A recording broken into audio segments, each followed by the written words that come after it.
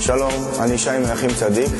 אנחנו מתעסקים בניסור וקידוח יהלום בבטון למעלה מ-20 שנה. חברתנו מקפידה מאוד על נושא הבטיחות. כמו שאתם רואים פה, המסור הזה זה המילה האחרונה שיש היום. הוא מופעל על ידי שלט. המפעיל עצמו יכול לעמוד בכל מיני מקומות ולבצע דברים מאוד מורכבים, מאוד מסובכים על ידי השלט הזה, שהוא יכול להיכנס כמעט לכל מקום. וכמובן שלשמור על נושא הבטיחות.